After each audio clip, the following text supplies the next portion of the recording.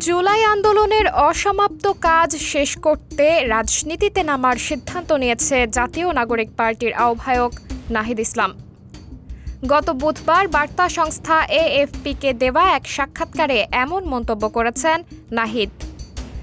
শুক্রবার ৭ই মার্চ সাক্ষাৎকারটি প্রকাশিত হয়েছে। এএফপি বলছে, বৈষম্যবিরোধী ছাত্র আন্দোলনের ব্যানারে জুলাই আন্দোলনের নেতৃত্ব দিয়েছিলেন তরুণরা। ১৫ বছর ক্ষমতায় থাকার পর শেখ হাসিনা সরকারের পতন হয় এই আন্দোলনের জেরে। এখন নাহিদ ইসলাম সেই আন্দোলনের অসমাপ্ত কাজ শেষ করতে রাজনীতিতে নামার সিদ্ধান্ত নিয়েছেন। গত সপ্তাহে অন্তর্বর্তীকালীন সরকার থেকে পদত্যাগ করেছেন নাহিদ ইসলাম। তিনি নতুন গঠিত জাতীয় নাগরিক পার্টির নেতৃত্ব দিচ্ছেন। এএফপি আরও বলে,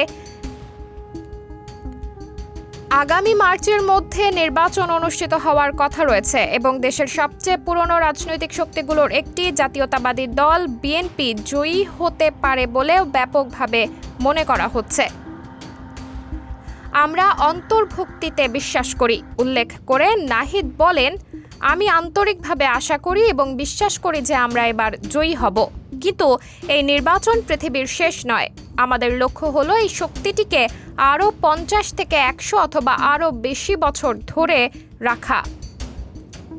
তিনি বলেন, আমরা নারীদের এগিয়ে এনেছি এবং সব বর্ণ ও ধর্মের প্রতিনিধিত্ব নিশ্চিত করেছি। আমরা নিশ্চিত করব যে সব নাগরিক তাদের অধিকার ভোগ করতে পারবে। এনসিপির প্রধান প্রতিদ্বন্দ্বী জাতীয়তাবাদী দল বিএনপি আগামী জাতীয় নির্বাচন যত দ্রুত সম্ভব আয়োজনের দাবি জানিয়েছেন।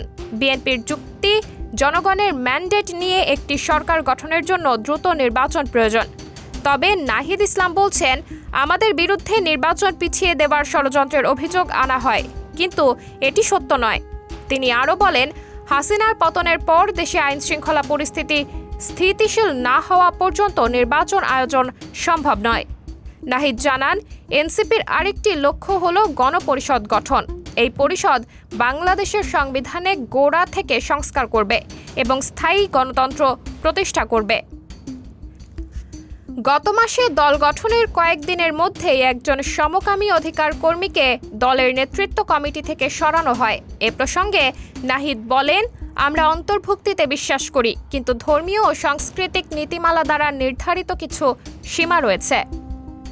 সাবরিনা জলিল, সবার কথা।